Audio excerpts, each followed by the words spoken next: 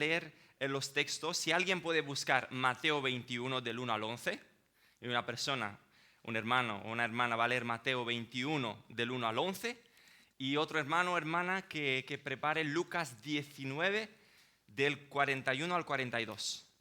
Lucas 19 del 41 al 42.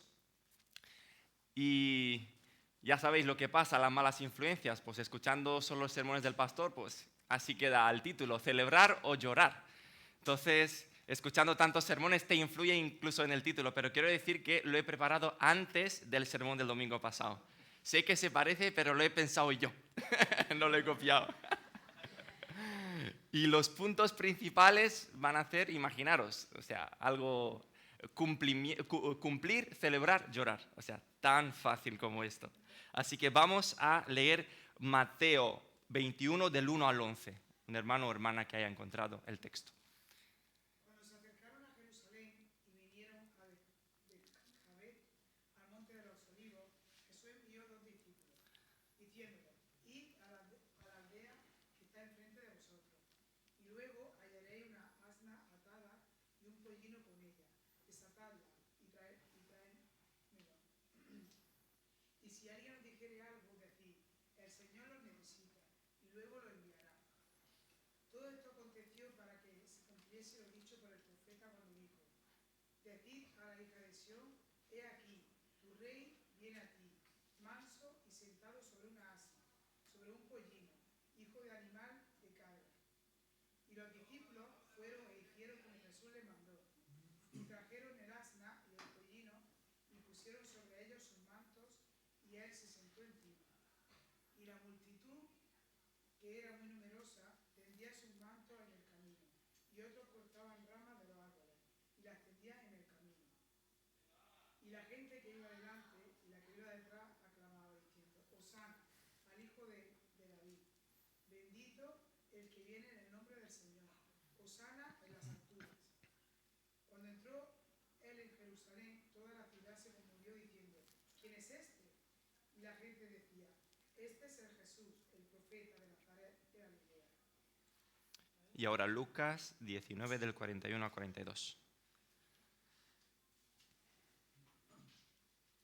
Y cuando llegó cerca de la ciudad, al verla, lloró sobre ella, diciendo: oh, si también tú conocieses a lo menos en este día lo que es para tu padre. Mas ahora está encubierto de tus ojos.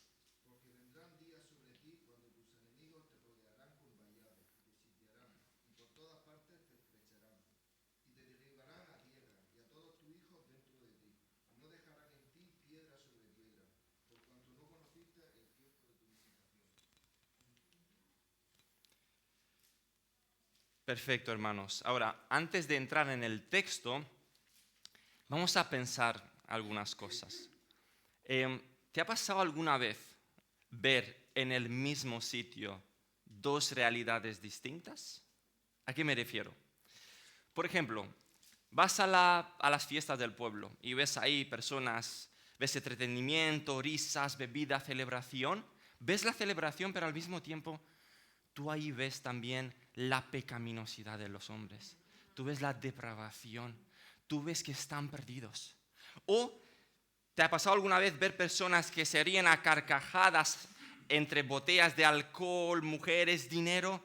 Y tú a la vez visualizar ahí que si no creen en Cristo, si no se arrepienten, igual que ríen ahora, van a llorar una eternidad en el infierno. Ver las dos realidades en el mismo sitio. O ver una ciudad, no sé, moderna, lujosa, ves ahí Las Vegas, desarrollada, pero tú miras esa ciudad y sabes que dentro de unos años, o cuando el Señor quiera, esa ciudad va a arder. No puedo ver de otra manera este episodio. Veo a las personas que reciben a Jesús de manera formal en Jerusalén, pero no en su corazón. Las veo celebrando a alguien que no conocen. Veo las mismas personas que gritan sin entender: Hosana al hijo de David, bendito el que viene en el nombre del Señor. Y solamente unos días más tarde fácilmente gritan: crucifícalo, crucifícalo. O veo a Jesús entrando de manera triunfal, ¿no?, en la ciudad santa, y todo el mundo celebrando. Y ves la otra realidad. Jesús, nada más al ver la ciudad, rompe a llorar.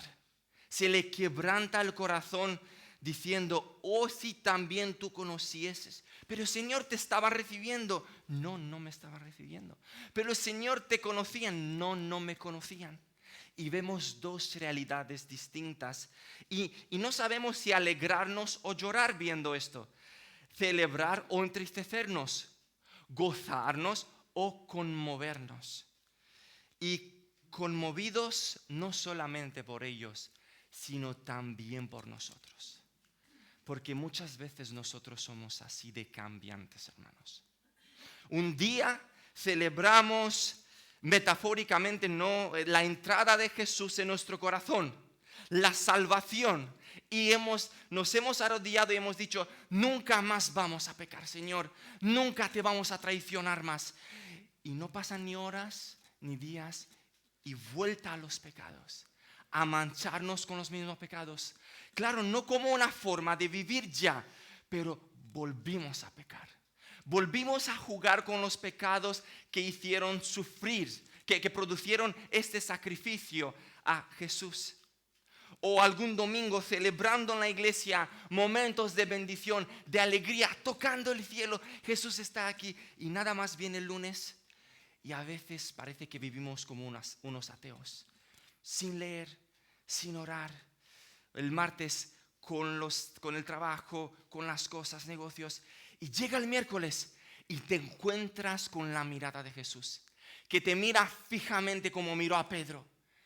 Y ves en esa mirada amor, sacrificio, sufrimiento y recuerdas y te derrumbas delante del Señor y te arrepientes y lloras amargadamente y confías en el mismo sacrificio de Jesús. Y gloria a Dios que hay un sacrificio. Gloria a Dios que hay unos brazos abiertos para nosotros. En cada momento que pecamos y nos arrepentimos, podemos ir a los brazos de Jesús y Él nos tranquiliza. Gloria a Él por esto. Y si miramos un poco el contexto geográfico, esto funciona, siempre me pasa esto. ¿Por qué me pasa siempre esto? Vale. Vale, dale el siguiente. Os he preparado un mapa molón. Mirad qué bonito. Bueno, lo he encontrado por ahí. Entonces, se encontraba Jesús aquí. En Mateo 19 dice el texto que Jesús se encontraba en las regiones de Judea al otro lado de Jordán. ¿Sabe alguien cómo se llama exactamente? No lo pone en la Biblia, pero se llamaba esta zona. La zona que dice las regiones de Judea al lado de Jordán. ¿Sabe alguien cómo se llamaba? Tiene un nombre exacto. No. Perea. Esto es Perea. O sea, las regiones de Judea al otro lado de Jordán es Perea. Aquí predicó el evangelio, sanó. Luego pasó al otro lado de Jordán, esto es Jordán, y llegó a Jericó. ¿Qué evento importante pasó aquí, en Jericó? ¿Cómo? Sí, pero en el Nuevo Testamento con Jesús. No, sanó a los dos ciegos aquí, en Jericó. Luego el pequeño grupito salió de Jericó y ya se dirigió hasta Jerusalén. Y ya cuando dices la última semana y dirigirse a Jerusalén, ya te entran los nervios, ya te entra la emoción, ya se acerca el cumplimiento del plan redentor. Pero de camino a Jerusalén, el pequeño grupito se para en Betania. ¿Dónde? En casa de Lázaro y de quién más? Y de Marta y de María. Y ahí se quedó desde el viernes por la tarde hasta el domingo por la mañana, celebrando el Shabbat, cenando y descansando. Y ya se despierta por la mañana y es domingo, hermanos. Y dos realidades otra vez. Es el día de la entrada triunfal en Jerusalén, pero también es el primer día de la semana de la pasión. Aquí empieza lo difícil, hermanos. Aquí empieza la semana dura, esa semana sin muchas horas para descansar. Aquí empieza el sufrimiento excesivo que no para de subir en intensidad con cada día que pasa hasta llegar a sufrimientos espirituales que culminan en el derramamiento de la ira santa y justa de su propio Padre. Y qué paradoja, hermanos, que la semana de la pasión empieza con una celebración. La semana del sufrimiento empieza con una celebración. Y no creo que el Señor estaba tan centrado en la celebración como lo estaba en la cruz. Y estoy seguro que Él estaba usando esta celebración no para exhibirse a sí mismo, sino era un medio para que se llegase al fin redentor, para que se cumpliese el plan divino. Y es muy interesante que el mismo Jesús discreto, del cual hablaba Mateo citando a Isaías, no contenderá, ni voceará, ni nadie lo oirá en las calles. El mismo Jesús que cada vez que sanaba a alguien le decía, no digas a nadie. Ahora ya no se esconde, ya no se tapa públicamente. Tanto que lo que sigue son 3 demostraciones públicas seguidas. Primeramente, entra en la ciudad sobre un pollino, ¿no? Y es exaltado por toda la ciudad. Y dices, qué diferente, qué acción tan diferente hasta ahora. Y ahí vemos la demostración de realeza. Él demuestra quién es el verdadero rey de Jerusalén. Luego, nada más acabar la celebración, entra en el templo, vuelca las mesas, las sillas y saca fuera a los vendedores. Y dices, wow, qué diferente a lo que me esperaba. Y vemos ahí una demostración de su autoridad. Ahí se está demostrando quién es el Señor del templo. Y por último, justo después seca la higuera estéril. Y ahí vemos demostración de su juicio. Él es el juez. Él es el juez. Y vamos a mirar el primer episodio, ¿vale? El primer episodio que es celebrar. Y hemos visto Mateo 21 del 1 al 7. Cuando se acercaron a Jerusalén y vinieron a Betfagé, al monte de los olivos, Jesús envió 2 discípulos diciéndoles, id a la aldea que está enfrente de vosotros y luego hallaréis una asna atada y un pollino con ella, desatadla y traédmelos. Y si alguien os dijere algo, decid, el Señor lo necesita y luego os lo enviará. Si podemos pasar a la siguiente diapositiva. Aquel día domingo, Betania se quedó atrás y sale en camino para Jerusalén. Andan unos 3,5 kilómetros llegando al pico más alto del Monte de los Olivos, desde donde se veía toda la ciudad de Jerusalén. Pero al llegar a Betfagé, Jesús prepara de antemano el evento público que iba a suceder. Y realmente, como hemos dicho, la celebración sirve al cumplimiento. Lo que Jesús quería hacer con esa celebración no era él exhibirse a sí mismo, sino cumplir las Escrituras y cumplir con el plan redentor. Y atención que esta profecía que vemos aquí, hermanos, se cumplió a pie de letra, de manera literal. Porque tenemos profecías que tienen elementos metafóricos y no todos los elementos de la profecía se cumplen de manera literal, se cumple el evento o la acción. Pero aquí cada elemento de la profecía se cumple literalmente. Dice la profecía, y después de más de 500 años, he aquí tu rey, Cristo, viene a ti. Vino a Jerusalén, a Israel, manso, así como es Cristo, sentado sobre un asna, sobre un pollino, exactamente sobre un pollino, hijo de animal de carga. Y sin duda, la mayor parte de los habitantes no vieron nada en estos detalles, nada especial. Pero nosotros, hermanos, en este cumplimiento perfecto de la profecía, nosotros vemos la veracidad de las Escrituras. Nosotros vemos la inspiración de la Escritura. Nosotros vemos la inerrancia de la Escritura. Se nos confirma una vez más que esta es la palabra de Dios, que esta es la roca sobre la cual podemos fundamentar nuestra vida, nuestra fe, nuestro futuro. Gloria a Dios, podemos confiar en Cristo y en su palabra y nos lo ha demostrado muchas veces. Más de 40 profecías de Mateo son citadas exactamente desde el Antiguo Testamento y se cumplen. Y mirando el cumplimiento exacto de las Escrituras, hay otra cosa que nos tiene que hacer saltar de alegría. Dice J.C. Ryle, es evidente que se pretende que a raíz del cumplimiento de la palabra de Dios en el pasado, tengamos una cierta comprensión del modo en el que se cumplirá en el futuro. Tenemos derecho a esperar que las profecías de la segunda venida de Cristo se vayan a cumplir igual de literalmente que las de la primera. La primera vez vino a la tierra literalmente en persona. La segunda vez vendrá a esta tierra literalmente en persona. Vino una vez en un estado de humillación, literalmente a sufrir. Vendrá otra vez en gloria, literalmente a reinar. Gloria a Él. ¿Cómo no confiar que va a volver? Si nos lo ha demostrado. Nos lo ha demostrado.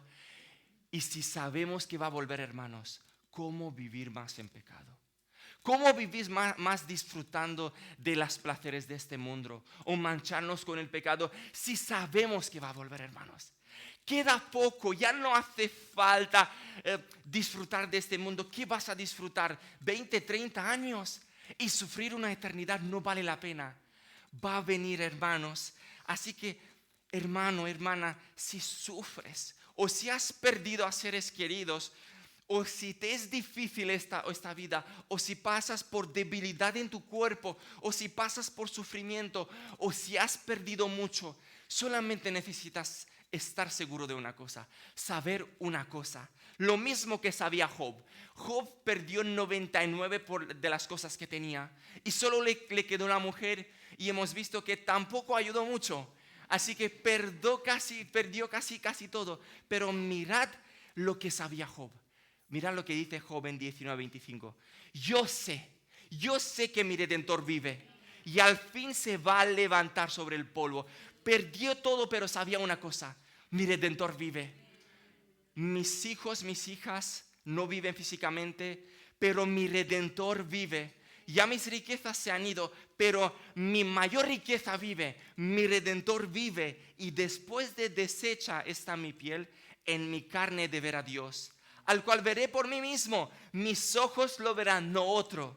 Aunque, mirad, hermanos, aunque mi corazón desfallece en mí, aunque sufra, aunque haya perdido, aunque la vida no vaya como yo quiero, veré a mi Redentor, y eso es suficiente. Gloria a Él. Y volviendo al versículo 2 y 3, y teniendo en cuenta también algunos detalles subrayados por los evangelistas Marcos y Lucas, vemos que el Señor manda a sus 2 discípulos y les da información exacta, precisa, sin haber estado ahí. Les dice el pueblo exacto, la aldea que está enfrente de nosotros, o sea, el siguiente pueblo. Les da la ubicación exacta para que no se pierdan allí en el pueblo, y dice, al entrar en ella, les dice el tipo de animal, una asna y un pollino. Les dice la posición del animal, o sea, el pollino está atado junto a una asna. Les dice el histórico del animal, en el cual ningún hombre ha montado. Les dice incluso de que va a venir una persona. Les dice exactamente lo que va a decir la persona. Si alguien os dijere, ¿por qué hacéis eso? Incluso les dice que cómo va a reaccionar la persona. Hermanos, no podemos no ver aquí el perfecto conocimiento de Jesús. Eres uno de sus discípulos y tiemblas frente a este pleno conocimiento. Te derrumbas de rodillas frente al omnisciente Señor. Y no puedes no pensar en Hebreos 4:13.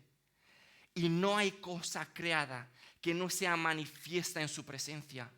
Antes bien, todas las cosas están desnudas y abiertas a los ojos de aquel a quien tenemos que dar cuenta. Él nos conoce, hermanos, en nuestra vida privada.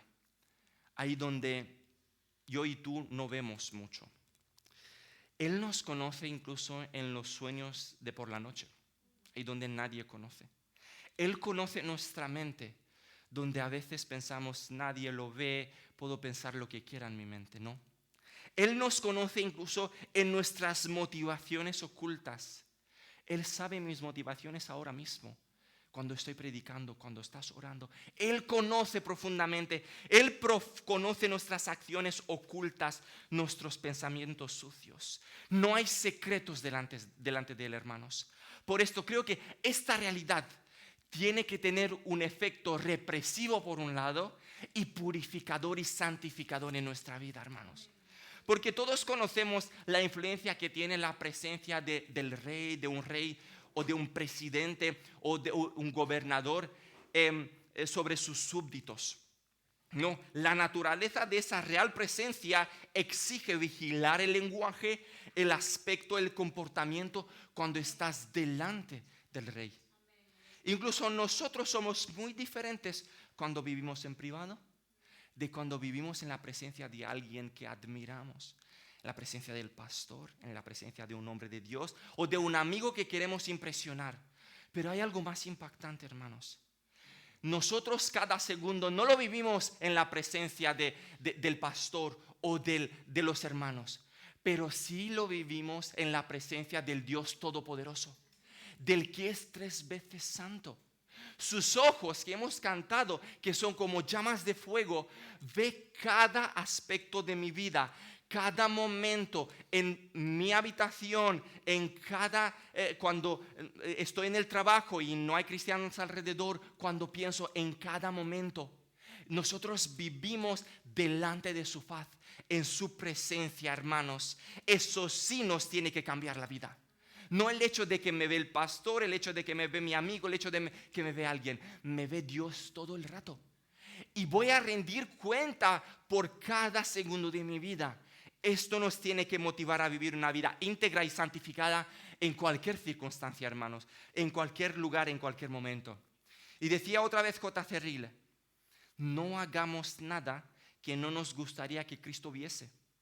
Ni digamos nada que no nos gustaría que Cristo oyese. Procuremos vivir, movernos y ser recordando en todo momento la presencia de Cristo.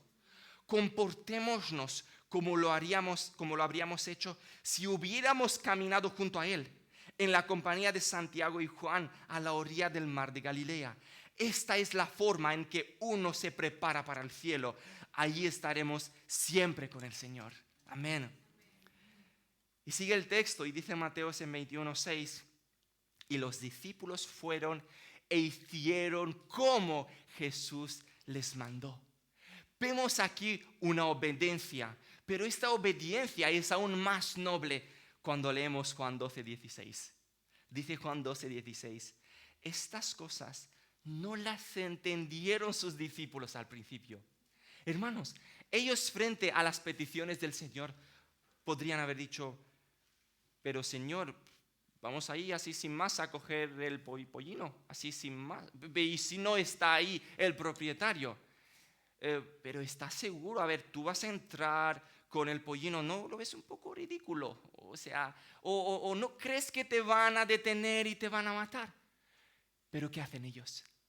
Vemos una obediencia sin comprender incluso. Una obediencia sin entender el plan divino, hermanos. Ahí vemos una obediencia sin rechistar, sin cuestionar, sin quejarse. Obedecieron al Señor aún sin entenderlo. Porque los discípulos no confiaban en las circunstancias, no confiaban en el futuro, ni siquiera en el propietario, ni siquiera en su propio entendimiento. Ellos conocían al Señor y confiaban en el Señor. Y punto. Conocían y confiaban en el Señor. Esta es la diferencia, hermanos. Y sé que es fácil decir, muchas cosas son fáciles de decir, pero tan difíciles de vivir cuando pasas por momentos de inseguridad, de desconocimiento, de cuando el Señor quiere tomar el control de tu vida y ya no tienes tú el control de tu vida. Pero la verdad es esta, hermanos, aunque es fácil de decir, pero difícil de vivir. No necesitas conocer el futuro, necesitas conocer al que gobierna el futuro. No necesitas conocer el futuro, necesitas conocer a Dios.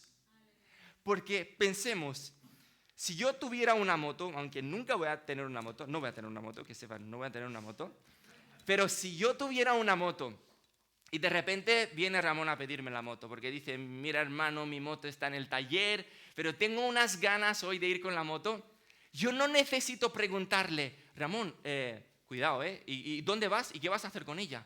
Porque conozco a Ramón, porque confío en Ramón y sé que conduce bien. Entonces yo no necesito conocer qué va a hacer con ella, lo que va a hacer. Solamente necesito saber que Ramón va a montar en ella, no Pablo, y es suficiente. ¿Vale? O sea, es suficiente. Si yo sé que Ramón monta en ella, Yo ya sé que me la va a devolver bien a casa. Es igual que en la vida, hermanos. Igual que en la vida con el Señor. Yo solamente necesito conocer que Dios es soberano. Solamente necesito conocer que Dios es soberano, que es mi Padre, que me ama, que hace que todas las cosas me ayuden para bien. Solamente eso. Y ya lo que venga, sé que vienen de la mano de mi Padre. Cualquier cosa da igual. Él conoce mejor, Él me cuida mejor, Él me ama mejor. Solamente necesito conocer eso. Pero si sabemos, hermanos, que Él dio a su Hijo por nosotros, ya eso es suficiente. ¿Cómo nos va a dejar? ¿Cómo nos va a abandonar? Él no nos va a abandonar. ¿Cómo no nos va a consolar? ¿Cómo no nos va a animar si dio a su Hijo por nosotros? Ya todas las demás nos la va a dar, todas las demás cosas que tienen que ver con nuestro bien espiritual, con nuestra alma. Y ahora, después de ser enviado, los discípulos, dice Lucas 19:32, fueron los que hayan sido enviados y hallaron como les dijo, exactamente lo que el Dios les dijo. Y estoy seguro que eso fortaleció su fe. Y estoy seguro de que han dicho en su mente, sabíamos que podíamos confiar en el Señor. Y sabemos que podemos confiar aún sin entenderlo. Aún sin entenderlo. Y hay otra cosa, hermanos, aquí muy, muy, muy interesante. En su obediencia, ellos participaron en el cumplimiento de las Escrituras. En su obediencia, aunque no lo hayan entendido y no lo hayan comprendido, han obedecido. Y lo que ha pasado es que una profecía desde hace más de 500 años se cumplió por medio de ellos también. Incluso ellos, en un sentido, fueron partícipes en este camino hacia el plan redentor. Porque ellos ayudaron a la preparación de la celebración, lo que enfureció a las autoridades, lo que llevó a detener a Jesús, lo que le llevó a ser crucificado y lo que les trajo la salvación. Ellos fueron partícipes en este plan redentor. Por lo tanto, hermano, obedece a Dios en cualquier momento. No te quejes, no te opongas, ya que por medio de tu obediencia Dios puede cumplir sus decretos secretos. Ya que por medio de tu obediencia Dios puede cumplir su plan divino. Por medio de nuestra obediencia Él puede salvar personas. Por medio de nuestra obediencia Él puede animar a algún hermano que llevaba meses ahí. Tú te acercas a Él y a lo mejor es incómodo preguntarle, pero te acercas con todo tu amor y le preguntas de su vida. Y Él te dice, eso es lo que necesitaba. Pero fíjate, si tú no hubieras obedecido y hubieras dicho, es incómodo, igualmente escucha los sermones, Dios se va a encargar de él, a lo mejor Él hubiera seguido meses. El Señor, por medio de nuestra obediencia, por medio de nuestras oraciones con fe, incluso puede sanar. Puede sanar personas a lo mejor que han estado 10, 20 años y por medio de la obediencia y de la oración con fe puede sanar, hermanos. Por lo tanto, nuestra obediencia puede ser un medio para que se cumpla el plan divino. ¡Qué privilegio! ¡Qué privilegio, mis hermanos! Por lo tanto, confía en el Señor aún sin entender, aún sin sentir, aún sin conocer el futuro. Déjate a ti mismo en las buenas manos de tu Padre y confía que un día lo vamos a entender todo. Igual que los discípulos, mirad en el Juan 12:16 dice, estas cosas no las entendieron sus discípulos al principio, pero cuando Jesús fue glorificado, entonces se acordaron de que estas cosas estaban escritas acerca de Él y de que se las había hecho. Un día diremos, hermano, mejor que hayamos confiado en Él, ahora lo entendemos todo. Diremos esto, o mejor dicho, creo que diremos, Señor, yo te necesito a ti más que las respuestas. Y si tú no me contestas a todas mis preguntas, pero te tengo a ti, es suficiente. Tú eres la respuesta de todas mis preguntas. Y hay una frase que siempre he pensado en ella y nunca he llegado a entenderla del todo ni vivirla del todo. Dice, cuando pierdas todo y te quede solo Jesús, solo entonces entenderás que Él es suficiente. Solo entonces entenderemos que Él es suficiente. Ya hemos visto el primer episodio, ¿no? Donde Jesús prepara el evento cumpliendo las Escrituras. Y vamos a pasar al segundo episodio, que es la celebración. Y aquí hay un contexto interesante y nos lo revela Juan 12:12. Él dice, Juan 12:12, el siguiente día, grandes multitudes que habían venido a la fiesta, al oír, mirad, ellas habían venido a la fiesta, y al oír que Jesús venía a Jerusalén, tomaron ramas de palmera y salieron a recibirle y clamaban. Lo que vemos aquí es que Jesús y sus discípulos no bajaron solos del Monte de los Olivos a Jerusalén. Venían multitud de personas para las fiestas de las Pascuas.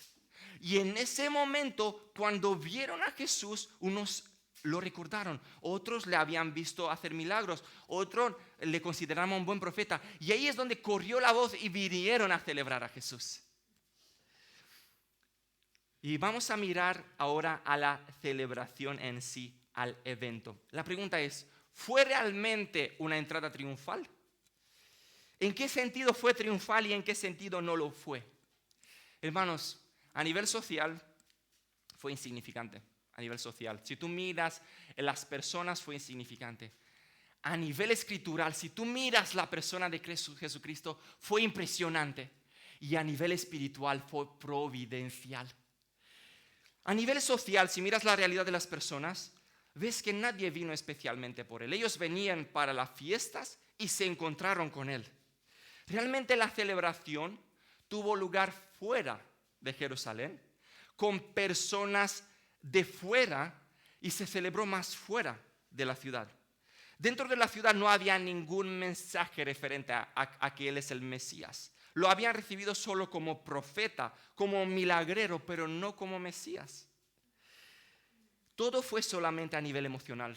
Y las frases Hosana, bendito el que viene en el nombre del Señor, eran aprendidas del Antiguo Testamento. Las solían usar en cada fiesta de las Pascuas. No las habían preparado especialmente para el Señor. Esas frases no salían de un corazón regenerado, ni de un corazón que aman a Dios. La celebración era más como tradición, como una procesión. No se concretó en nada al final. Al final fue celebración y todo el mundo se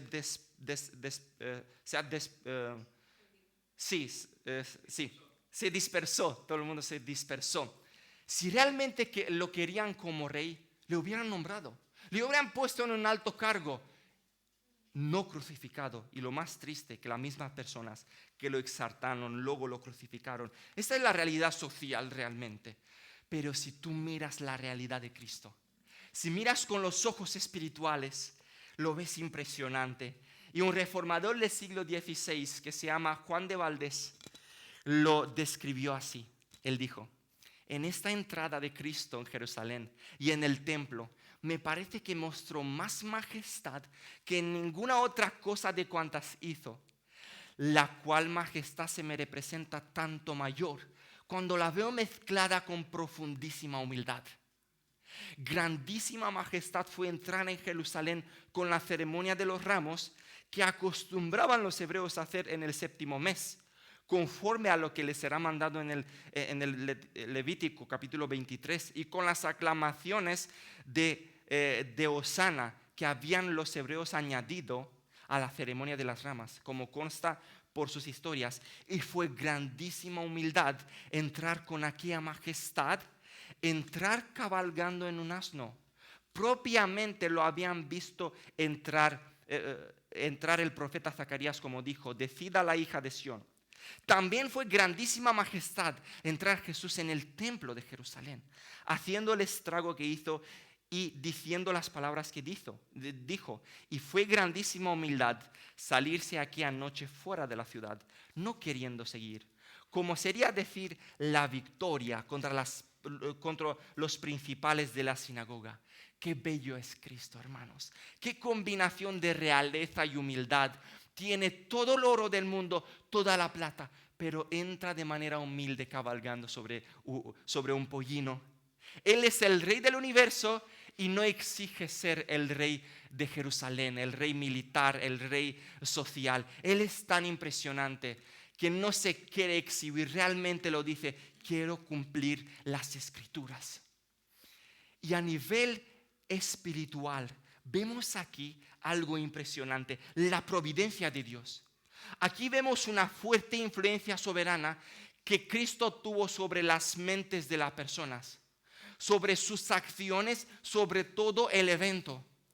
Cristo es el Señor de todo e hizo que los dos discípulos fueran sin cuestionar a por el pollino.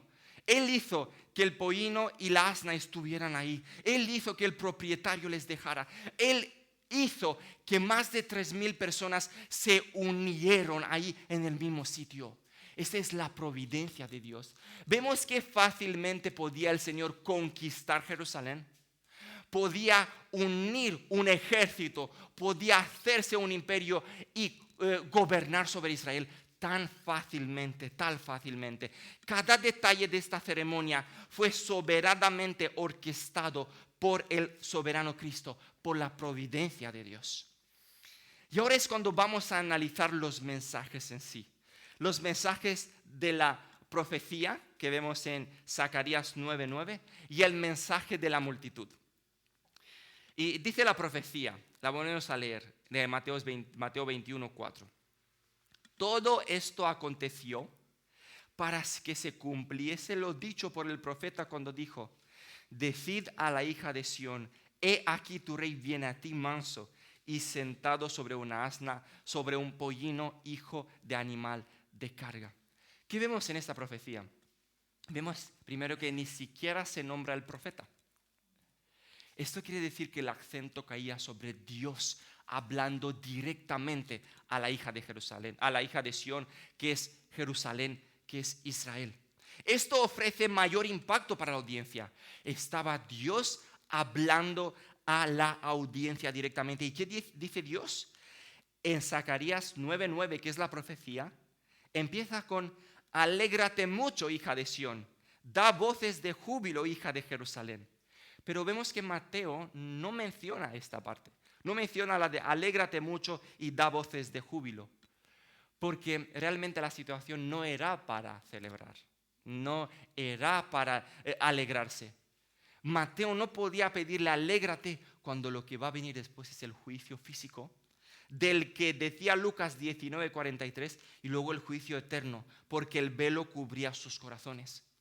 Y sigue la profecía diciendo: he aquí tu rey vendrá a ti como justo y salvador, humilde y cabalgando sobre un asno. Vemos otra vez que omite justo y salvador, porque Mateo lo que quería enfatizar es la forma humilde y pacífica de nuestro Señor. Sí, Él viene como un jinete para obtener la victoria, pero de manera humilde, de manera misericordiosa, de manera pacífica, muy diferente a lo que se esperaban, muy diferente a la perspectiva militar y política de esa época. Viene manso y sentado sobre una asna. Por último, esta profecía solamente se podía referir a Jesús, porque Él era el único que había demostrado ser el verdadero rey de Jerusalén. Era el rey que siempre se ha prometido a Israel. Siempre que un juez, siempre que un rey fracasaba, los profetas venían con este mensaje de esperanza, de levantar la cabeza y mirar para el futuro. Vendrá un rey mejor, vendrá un juez mejor, vendrá el siervo, vendrá el Salvador. Igual que dice Isaías 62:11. He aquí que Jehová hizo oír hasta lo último de la tierra. Decida la hija de Sión, he aquí viene tu Salvador. He aquí su recompensa con él y delante de él su obra. Y también dice la profecía: he aquí tu rey, tu Salvador. Hermanos, este no es un rey extranjero, extraño, que viene a aprovecharse del oficio, que viene para su egoísmo, para ganar él en el detrimento de sus súbditos. Él viene a ti. Es tu rey, es tu salvador, viene a salvarte a ti, viene en tu beneficio, viene para tu futuro eterno. Y este rey no es el cumplimiento de los sueños humanos. Como a veces pensamos que salga este presidente y todo el mundo piensa y al final sale y dice: ha sido nuestro sueño, nosotros lo hemos elegido. No, es el cumplimiento del plan eterno. Si queréis, del sueño de Dios, del plan de Dios, no de nuestros sueños. Y este rey viene cabalgando como un jinete, pero viene cabalgando hacia su muerte. No hemos visto en ninguna historia esto. Vemos un jinete cabalgando hacia la victoria, hacia vencer, hacia quedarse en vida, pero él viene cabalgando hacia su muerte. Pero que viene cabalgando hacia su victoria. Viene cabalgando para conseguirnos nuestra salvación. Gloria a este Señor y Salvador que viene a morir y a resucitar al tercer día, a salvar a su pueblo para su gloria. Este es nuestro Rey, es nuestro Rey. Y el mensaje de las alabanzas dice, y la gente que iba delante y las que iba detrás aclamaba diciendo, Hosana al Hijo de David, bendito el que viene en el nombre del Señor. Hosana en las alturas. Marcos añade, bendito el reino de nuestro Padre David que viene. Y Lucas añade, paz en el cielo y gloria en las alturas. Estas alabanzas provienen de los salmos. Y Hosana significa salva ahora. Y el Salmo 118, 25, 26 dice exactamente eso. Oh Jehová, sálvanos ahora, te ruego. Te ruego, oh Jehová, que nos hagas prosperar ahora. Bendito el que viene en el nombre de Jehová, desde la casa de Jehová os bendecimos. ¿Veis que realmente Hosana es una combinación o una mezcla de petición y alabanza? Oración y adoración. Ven, Señor, y sálvanos, pero a la vez te alabamos y te bendecimos. Y durante las fiestas de las Pascuas es cuando cantaban los salmos, y especialmente los salmos mesiánicos. Y el mensaje que ellos cantaban era tan cristocéntrico, tan evangeliocéntrico, porque ellos pedían la salvación al Hijo de David, que es Cristo, y reconocían que eso traería la paz. Pero veremos más tarde que eran incapaces de ver que eso se cumplía delante de sus ojos. Ya había venido, ya estaba ahí, y ellos seguían cantando y seguían pensando en otra persona, en el futuro, cuando el futuro estaba en el presente, ahí mismo estaba con ellos. Y queda una pregunta, y pasamos a la siguiente diapositiva. ¿Por qué planeó, orquestó Jesús toda esta celebración? ¿Cuál es la causa? ¿Cuál es el motivo? Y primeramente hemos visto, él quería cumplir las escrituras. Luego también hemos visto, quería cumplir el plan redentor. Pero también lo que Jesús hizo con esta celebración era cambiar el horario del Sanedrín. Cambió sus planes, todo el entusiasmo de las multitudes, lo que realmente hizo, aceleró el estallido de la crisis y forzó a las autoridades a cambiar sus planes. Hermanos, aquí el plan lo hace Dios y ellos siguen el plan de Dios. Ellos tienen que obedecer el plan de Dios. Realmente no fueron las autoridades quienes consiguieron detener a Jesús. Fue Cristo quien generó la celebración, enfureció a las autoridades para que éstas actuasen. Fue Cristo quien se entregó y no pidió 12 legiones para destruir a los soldados. Fue Cristo incluso quien sostenía la vida de estos soldados cuando le retenían. Fue Cristo incluso quien daba fuerzas a los soldados en esos momentos. Fue Cristo quien incluso daba la capacidad mental necesaria para que todo se llevase a cabo. Fue Cristo de manera soberana y providencial en cada detalle, hermanos, de los sucesos hasta la cruz. Fue Él, porque Él mismo dice en Juan 10, 18, nadie me quita la vida, sino que yo mismo la pongo. Tengo poder para ponerla y tengo poder para volver a tomarla. Este es nuestro Señor, que Él gobierna todo y gobierna nuestras vidas también. También en esta celebración lo que vemos es el tipo de rey que es. ¿Cómo es el Mesías? Él no es como el tipo de Mesías ese terrenal que iba a iniciar una guerra militar contra todos los enemigos a ofrecerle una paz terrenal.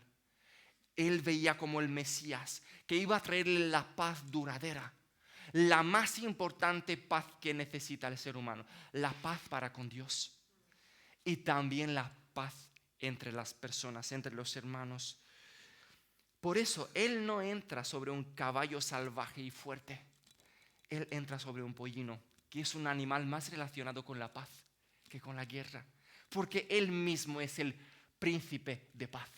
Glorificado sea su nombre. Y otra demostración, y otro motivo de la demostración pública, lo dice otra vez J.C. Ryle, y nunca lo había pensado ahí, así por eso os lo pongo palabra con palabra. La verdad lisa y llana es que nuestro Señor sabía bien que se acercaba el final, se acercaba la hora en que debía acabar la grandiosa obra que vino a hacer, muriendo por nuestros pecados en la cruz. Sabía que había terminado su último viaje y que no quedaba nada por hacer en su ministerio terrenal, salvo ser ofrecido en sacrificio en el monte Calvario. Conocedor de todo esto, ya no trataba de ocultar el secreto como hiciera en el pasado. Y mirad, hermanos, ahora va. No era apropiado que el Cordero de Dios hubiera de ir a morir al Calvario en solitario, en secreto. Era necesario que antes de que se ofreciera el gran sacrificio por el pecado del mundo, los ojos de todos viesen a la víctima. Era adecuado que el acto que coronaba la vida de nuestro Señor se llevara a cabo con la mayor notoriedad posible. Fue por esto por lo que hizo tal entrada pública. Fue por eso por lo que atrajo sobre sí la morada de la perpleja multitud. Fue por eso por lo que toda la Jerusalén se conmovió.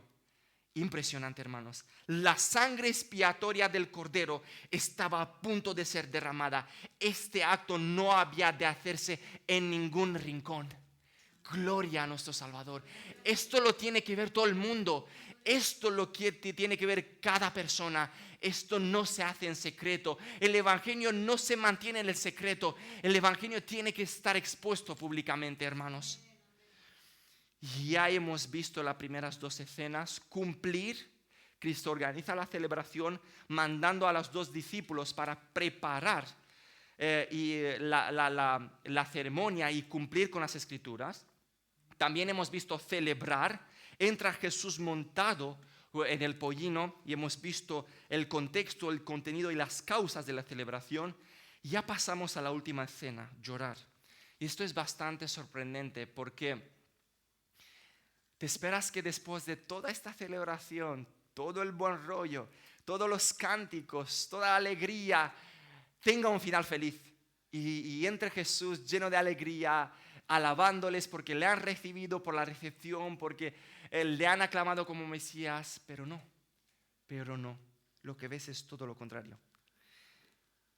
Lucas 19, 41, 44. Y cuando llegó cerca de la ciudad, al verla, aunque haya pasado todo lo que ha pasado, lloró sobre ella, diciendo: oh, si también tú conocieses, a lo menos en este tu día, lo que es para tu paz. Mas ahora está encubierto de tus ojos, porque no te esperas que diga esto, porque dices: madre mía, estas personas se merecen mucho más. Pero dice el Señor: porque vendrán días sobre ti cuando tus enemigos te rodearán con vallado y te sitiarán y por todas partes te estrecharán y te derribarán a tierra y a tus hijos de ti y no dejarán en ti piedra sobre piedra por cuanto no conociste el tiempo de tu visitación. Wow, hermanos, qué contraste de realidades, qué contraste de emociones aquí. Donde la mayoría veía celebración, Jesús veía juicio. Donde la mayoría estaba entusiasmada después del pedazo de celebración, el corazón del Señor estaba desgarrado por el estado espiritual de Jerusalén, por la ceguera, por el endurecimiento de sus corazones. Qué realidades tan distintas en el mismo lugar según los ojos que miran ese evento. Y vamos a ver aquí 3 cosas. Vamos a ver la naturaleza humana y divina del Señor. Vamos a ver la naturaleza depravada del hombre. Y vamos a ver también la naturaleza del juicio venidero. Porque ahora cuando leemos estos versículos, tendemos a ver solamente la naturaleza humana, ¿no? Lloró el Señor, se compadeció de ellos. Pero un comentarista, Wordsworth se llama, decía así: aquí Cristo muestra su doble naturaleza, vertiendo lágrimas como hombre, por lo que conoce anticipadamente como Dios. Otra vez, aquí Cristo demuestra su doble naturaleza, vertiendo lágrimas como hombre, por lo que conoce anticipadamente como Dios. Qué misterio, hermanos. Qué misterio el de la doble naturaleza del Señor. ¿Cómo pueden convivir, tener dos naturalezas? A veces lo has pensado.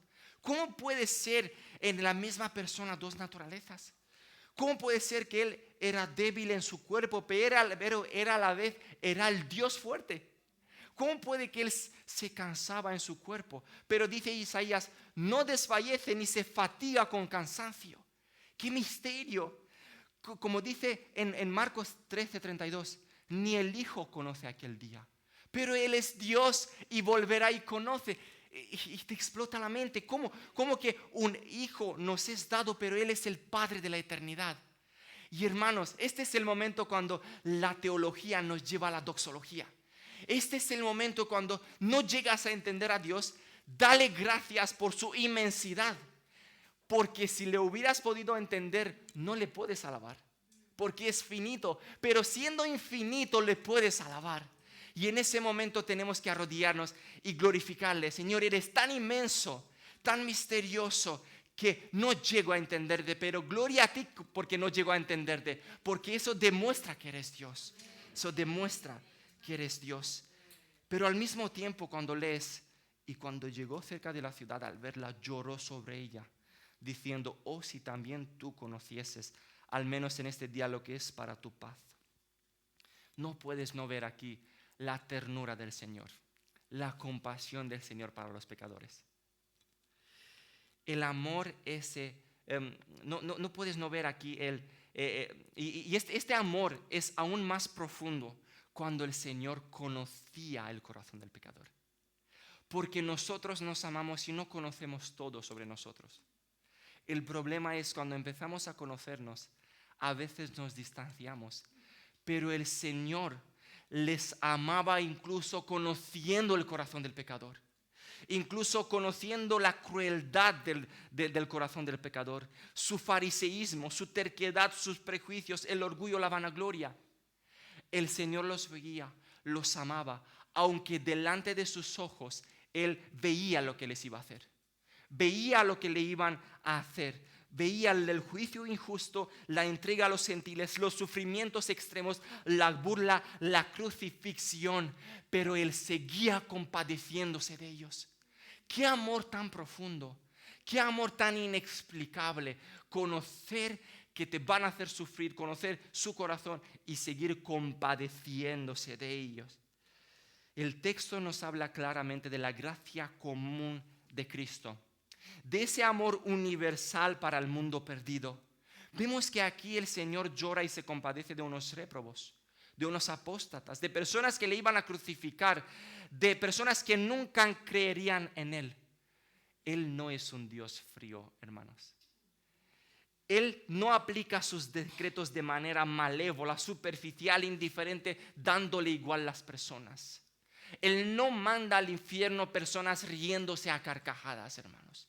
Él se duele. Sí, un día va a mandar al infierno a las personas que no han creído en Él, pero no las va a mandar de manera malévola. Él, en su corazón, está el deseo de que nadie perezca. Está en su corazón ese deseo. Rile dijo, los pecadores endurecidos tienden a excusar su conducta, pero nunca podrán decir que Cristo no fue misericordioso ni estuvo dispuesto a salvar. No pueden decir esto. Esta es la gracia común, el amor universal. Pero hoy, hermanos, la gracia salvífica del Señor, el amor especial que Él tiene para su iglesia, en aún más grande. Ese amor es inigualable, hermanos. La manera en que Él nos cuida, la manera en que Él nos consuela cuando nadie sabe y está con nosotros en nuestros sufrimientos, la manera en que Él nos mira, hermanos. Mirad como dice Zacarías 2:8.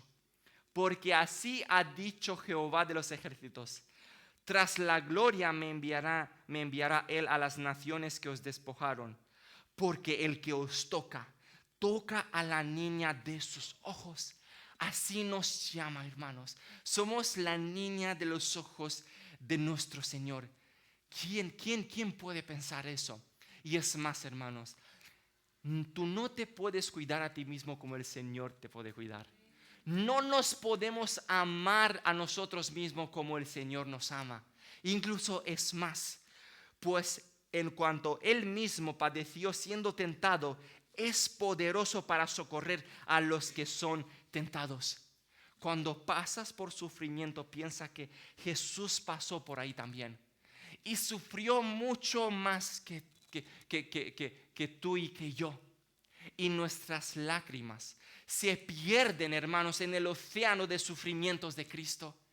Y cuando ves el océano de sufrimientos de Cristo, ya te consuela, te anima, ya no lloras por ti mismo, dices, Él sufrió mucho más y sufrió por mí. Y ese océano tenía que haberlo sufrido yo, pero ahora solamente sufro estas gotitas de sufrimiento al lado de lo que tenía que haber sufrido. Cuando perdemos personas, seres queridos, otra vez tenemos que mirar en la cruz. Mirad el paisaje, el cuadro del padre mirando cómo su hijo muere. Mirando allí. Pero Él sigue estando con nosotros en nuestras pérdidas dolorosas. Cuando, por ejemplo, hay abandonos en nuestra vida, o a lo mejor amigos que se van o personas que no están, y sufres por eso o te sientes solo, piensa otra vez en la cruz. Allí pasó el mayor abandono de la historia. Allí Dios el Padre dio la espalda a su Hijo para mí y para ti, para nuestros pecados. Pero a nosotros nunca nos va a abandonar el Señor. Nunca nos va a abandonar. Sí, a su Hijo en un sentido, en el sentido moral, lo abandonó, pero a nosotros nunca nos va a abandonar. Y la Santísima y amantísima Trinidad va a estar con nosotros en cada momento, hermanos. En cada momento. Qué compasivo y tierno es nuestro Señor. Y vemos también la naturaleza depravada del hombre. Dice el Señor, oh, si también tú conocieses al menos en este tu día lo que es para tu paz. Lo más triste es que ellos podrían haber conocido a Dios. Porque Dios se acercó a ellos, los visitó por medio de Cristo. Y Cristo lo hizo con tanto amor y misericordia. Además, todo lo que ellos cantaban se cumplió delante de sus ojos. El Hijo de David estaba ahí, la salvación estaba ahí, la paz estaba ahí, pero ellos no lo veían. Y este es el problema, hermanos, con los incrédulos. Son ciegos, porque dice aquí el Señor, mas ahora está encubierto de tus ojos. Muchos dicen, y nos encontramos con estas respuestas. Si tú me presentas a Dios delante de los ojos, yo creeré. Si yo veo a Dios, yo creeré. No vas a creer. No vas a creer porque Dios se presentó delante de este mundo por medio de Cristo y lo rechazaron. Y lo rechazaron. Porque no es cuestión de falta de pruebas, de argumentos o pruebas físicas o pruebas lógicas. Aquí es cuestión de falta de corazón regenerado y falta de ojos espirituales. Porque tú le puedes traer todos los argumentos a un incrédulo y le puedes presentar, explicar y sigue sin verlo. O incluso imaginémonos que Dios se presenta delante de él, no lo ve. Y es más, hermanos, el mayor problema de los incrédulos no es que no creen en la existencia de Dios, es que odian a Dios. Este es el problema. Y si imaginémonos hipotéticamente, Dios se le presenta y tú le dices al incrédulo, mira, ¿ves? Mira, está Dios, mira, ¿lo ves? Aquí está Dios. Sigue sin rechazándole. Aún viéndole, sigue sin rechazándole porque odian a Dios. Este es el problema del incrédulo. Y ahora, hermanos, sabiendo que no son suficientes nuestros argumentos, nuestras palabras, nuestra elocuencia, y necesitamos la obra de Dios, aplicación práctica. No solamente hablar, sino orar también. No solamente evangelizar, sino orar antes. No solamente tener elocuencia, sino tener el poder del Espíritu Santo, hermanos. No solamente preparar nuestras palabras, sino confiar plenamente en la obra soberana de Dios. Esto es lo que necesitamos. Y si te preguntas, ¿por qué evangelizar si Dios es soberano? Esa no es la pregunta. La pregunta es, ¿por qué evangelizar si Dios no es soberano? Este es el problema. Si Dios no es soberano, no podemos evangelizar. Pero gloria es que es soberano, gloria a Él que es soberano, gloria es que es omnipotente. Y cuando vamos a evangelizar, cuando predicamos la palabra, cuando animamos a los hermanos, tenemos esperanza de que van a haber resultados. Porque Dios es soberano y porque Él puede obrar. Y cuando estás delante de las personas, tú sabes que Dios es soberano. Y depende de Dios. Y si Dios obra, aunque seas débil, aunque solamente des un tratado y no hables, aunque no tengas las palabras exactas, Él va a obrar porque es soberano.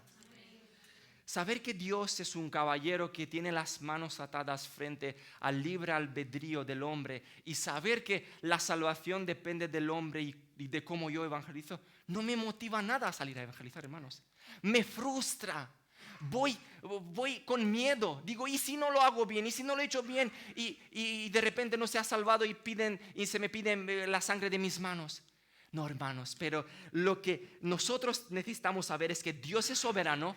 La salvación es suya, Él es fuerte para salvar y cambiar, y esto nos motiva. Cuando hablamos con algún hermano, sabemos que el soberano Dios puede usar nuestras palabras y animarlo. Cuando evangelizamos, sabemos que el soberano Dios puede usar esas palabras y cambiar el corazón. Gloria a Él, Él es soberano. Y también vemos aquí la naturaleza del juicio venidero. Vemos aquí en el texto primero el motivo del juicio. Dice, por cuanto no conociste el tiempo de tu visitación. Y como hemos dicho, Dios estaba acercando a ellos por medio de su propio Hijo y les iba a traer la paz, la esperanza, la salvación. ¿Y qué hacen ellos frente a la misericordia, al amor, a tanta gracia? ¿Qué hacen ellos? Lo rechazan, lo maldicen, se burlan de Él, lo hacen sufrir y lo crucifican. Y la pregunta es, ¿qué va a hacer el Dios Padre con los que han crucificado a su Hijo, con los que han rechazado a su Hijo, con los que se han burlado de su Hijo? ¿Qué va a hacer un Dios santo y justo con unos hombres depravados, desagradecidos y orgullosos? La ecuación es simple, hermanos. Dios te envía a su Hijo. ¿Lo rechazas? Dios tiene otra cosa. Te envía su juicio y ya no lo puedes rechazar. Esta es la realidad. Porque lo único que queda al hombre que rechaza a Cristo es el juicio de Dios y nada más. En Cristo hay salvación, bendición, plenitud de gozo, delicias a su diestra para siempre. Pero fuera de Cristo hay todo lo malo. Todo lo malo, el juicio, la ira de Dios, el infierno. Y si vemos la profecía de Jesús, cuando dice, tus enemigos te rodearán, con vallado te sitiarán, te estrecharán, te derribarán la tierra, a tus hijos, no dejarán en ti piedra sobre piedra. Esto, hermanos, se cumplió plenamente en el año 70, bajo el reinado de Tito. Dios había usado directamente, había usado al ejército romano para traer el juicio sobre ellos. Y el caso es que esta profecía también se cumplió literalmente. Tito rodeó la ciudad el 9 de abril para interrumpir el flujo de alimentos. Atrapó todas las personas que estaban ahí porque venían para la fiesta de las Pascuas. Y de manera sistemática los romanos construyeron parapetos alrededor de la ciudad y sometieron a la población por medio del hambre. Por medio del hambre. Así dominaron la ciudad durante el verano. Desde el 9 de abril llegaron a dominar en verano toda la ciudad y destruyeron, hermanos, destruyeron una por una las residencias, el templo y luego totalmente la ciudad. Totalmente, fue literal, destruyeron la ciudad entera. Hombres, mujeres, niños sufrieron de manera brutal y decenas de personas, decenas de millares de personas murieron. Y ya para el colmo, los sobrevivientes fueron llevados para terminar como víctimas en el circo romano y los espectáculos con gladiadores y leones. Hermanos, este episodio triste es el resultado y la consecuencia directa del rechazo de Cristo por parte de Jerusalén. Es directa consecuencia. Eso pasó porque rechazaron a Cristo. Hermanos, Dios es justo Y este episodio nos tiene que hablar más de la justicia de Dios que de las atrocidades romanas. Esta es la justicia de Dios.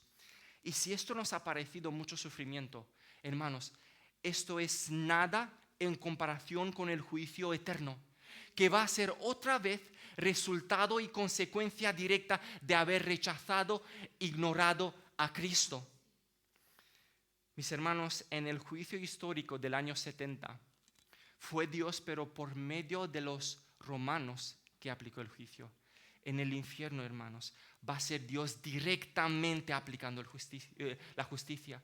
Va a ser Dios directamente aplicando su ira. Va a ser Dios directamente aplicando la severa paga del pecado. Y se llama la segunda muerte, pero nadie en el infierno va a recibir la gracia inmerecida de morir. Eso es una gracia inmerecida, morir en el infierno, comparado con todo lo que va a pasar. Es una gracia, es una demostración de amor magnífica que después de 1.000.000 de años, algún ser ahí se ha aniquilado, en comparación con toda la eternidad. Y lo normal es que las cosas se terminen en algún momento. Y cuando estás en sufrimiento dices, esto pasará también. O cuando pasas por dificultad dices, esto pasará. Y si no pasará, el Señor vendrá por mí y se acabará, y eso nos consuela. Pero el infierno no se acabará ni después de 1.000 años, ni después de 1.000.000 de años, ni después de 1.000.000 de años. Eso es sin fin, hermanos. Sin fin. Y habrá soledad en el infierno, porque cualquier luz, cualquier color un poco te consuela. No va a haber luz, no va a haber color, no va a haber consuelo, no va a haber nadie, va a haber tinieblas, hermanos. No va a haber nadie ahí, una persona sufriendo una eternidad sola. Aquí parece que un mes estando solos, confinados, nos morimos. Quiero ver personas, pero imagínate una eternidad sin ver a nadie, sin ver luz, sin ver color, sin ver nada, sin consolación, cansancio extremo. No va a haber descanso, cansancio extremo, todo tipo de dolores y sufrimientos que nadie nunca había pensado que existen. Y me he quedado corto en describir el infierno, no puedo llegar a describirlo. Pero hermanos, qué alivio, qué descanso, qué consuelo saber que Cristo ya pagó todos nuestros pecados, hermanos. Ya pagó ese sufrimiento infernal que nosotros teníamos que sufrirlo. Ya pagó toda la condenación. Y estaba hablando con Pablo la semana pasada, y lo diré, Pablo, ya si nos excomulgan, que nos excomulguen a los dos, y lo diré. Si estando en Cristo ya no hay pecado, ya no hay ira, ya no hay condenación para nosotros, hermanos, no es justo que vayamos al infierno. No es justo que vayamos al infierno. La justicia pide justicia. La justicia ahora pide que todos los que estamos en Cristo vayamos al cielo. Esta es la sorprendente realidad, hermanos. Tan segura es la salvación que estando en Cristo no es justo que vayas al infierno. Y lo que ahora es justo es que vayas al cielo. Qué alegría, qué descanso, hermanos. Qué seguridad. Y concluimos leyendo Mateo 21, del 10 al 11, que dice: cuando entró él en Jerusalén, toda la ciudad se conmovió y diciendo: ¿quién es este? ¿Quién es este? Y la gente decía: este es Jesús, el profeta de Nazaret, de Galilea. Y es verdad que Jesús conmovió no solamente a Israel, conmovió todo el mundo, toda la historia, todo el universo, toda la eternidad. Y ahora hay dos mensajes, hermanos. Hay algunas preguntas para los creyentes y hay algunas preguntas para los incrédulos. Para los creyentes, hay estas preguntas que nos tenemos que hacer hoy.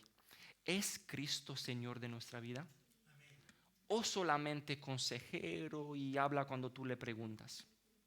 ¿Domina Él nuestra vida o solamente le usamos como un comodín cuando nos encontramos en problemas y necesidades? ¿Él nos corrige y nos disciplina o solamente nos anima y nos consuela? ¿Tiene el acceso total a todos los rincones de nuestra vida o hay partes donde Él no entra? ¿Manda Él en todos los aspectos de nuestra vida o solamente en una parte de nuestra vida? Permitidme decir, hermanos, que si Cristo no es Señor de toda nuestra vida, Él no es Señor de nuestra vida. Si Él no manda, no domina no quita, no da, no disciplina, no anima, no es Señor de nuestra vida, hermanos. Dios no acepta el 99, ni siquiera el 99% de nuestra vida. O es 100% o es nada. Tenemos que tener mucho cuidado con el Señor hecho a nuestra imagen y semejanza.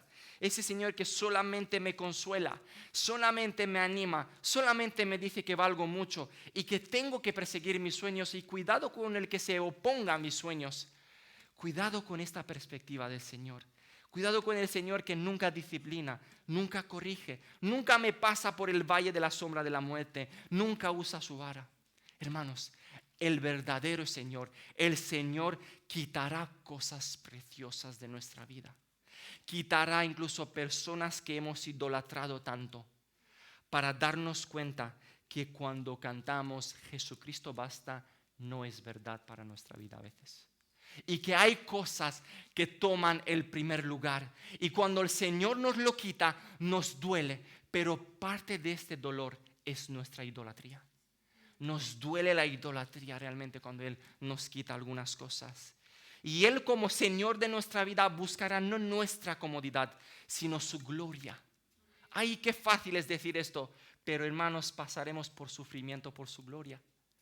Pasaremos por pérdidas por su gloria, para su gloria. Pasaremos por abandonos para su gloria. Y nos gustan mucho, ¿no?, esas frases teológicas como, y es verdad, pero lo decimos muy fácil y muy superficial. El propósito del hombre es glorificar a Dios y gozarte en Él para siempre, y es así. Pero cuando pasamos por enfermedades muy largas y muy duras para glorificar al Señor y para gozarnos, no lo decimos tan rápido. Ya no lo decimos tan fácil. Y ahí se ve el gran abismo entre nuestra teología predicada y nuestra teología practicada. Ahí se ve el gran abismo. Tan fácil decimos las cosas y tan difícil es vivirlas. Oro que el Señor siga haciendo en nosotros su mayor obra. ¿Sabéis cuál es, hermanos?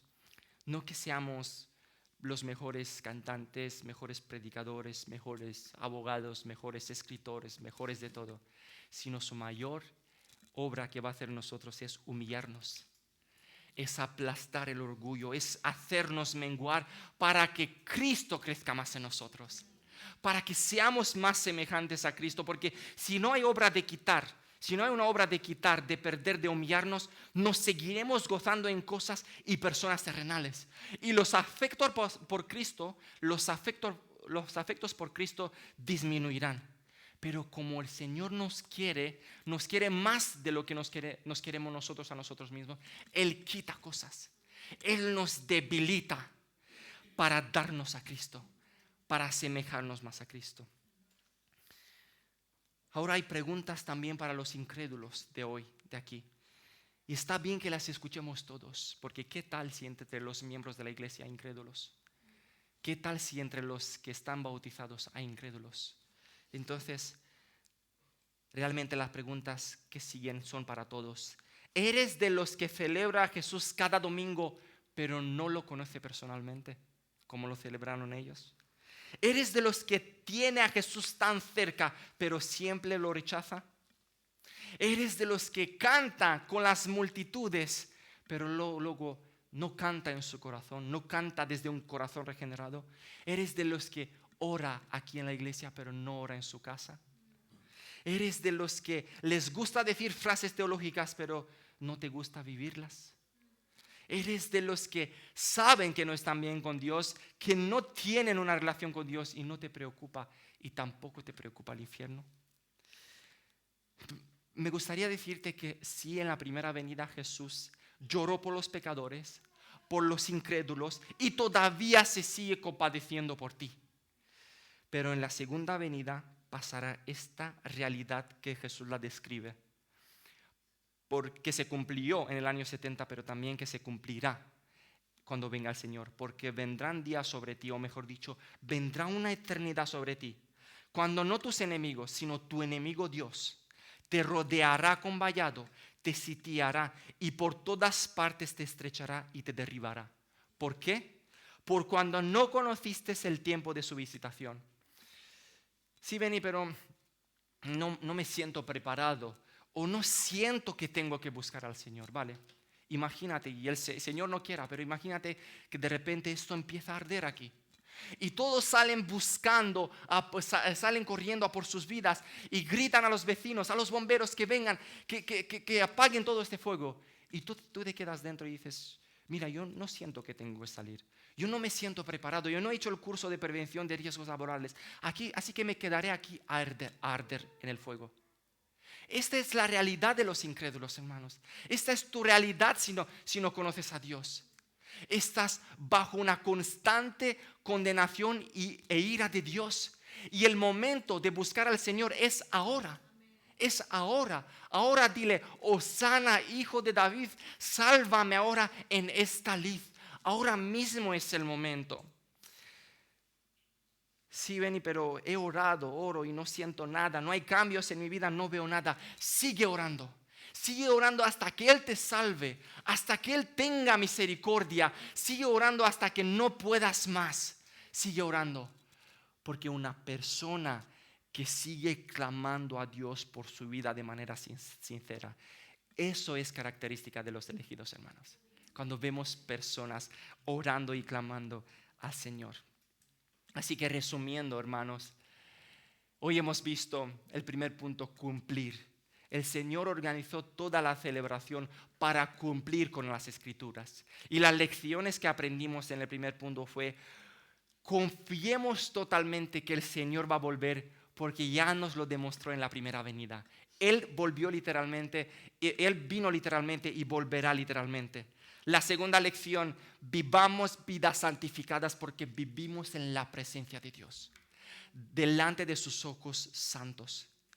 Tercera lección del primer punto, no necesitamos conocer el futuro, necesitamos conocer al Dios que gobierna el futuro. El segundo punto, celebrar. Hemos visto la celebración, hemos visto cómo Jesús entró en Jerusalén y aquí una lección es contemplar más a Cristo. Contemplar su carácter humilde, discreto, amoroso, compasivo y busquemos ser más como Él. Contemplemos más el Evangelio. Contemplemos esa providencia, esa soberanía en la cual podemos descansar. Esa soberanía que brilla tanto en el caos, en las calamidades. Y el tercer punto, hemos visto realmente la situación. La situación de Israel, de Jerusalén, era para llorar. Y aquí hemos aprendido que oremos más por el Espíritu Santo antes de evangelizar, antes de hablar, antes de predicar, porque necesitamos o que el Señor obre o no va a pasar nada con nuestra elocuencia, no va a pasar nada. Y por último, examinemos nuestra vida. No vaya a ser que el Señor que está en nuestra vida no sea el Señor verdadero, sino un ídolo hecho a nuestra imagen. Y si es así, arrepintámonos, hermanos, y pidamos al Señor que domine nuestra vida, que señoree sobre nuestra vida, que quite, que dé, que corrija, que discipline, todo, pero que sea Él el Señor de nuestra vida. Así que, hermanos, otra vez, hosana al Hijo de David, que nos ha salvado y nos ha dado la paz para con Dios y para con los hermanos. Amén.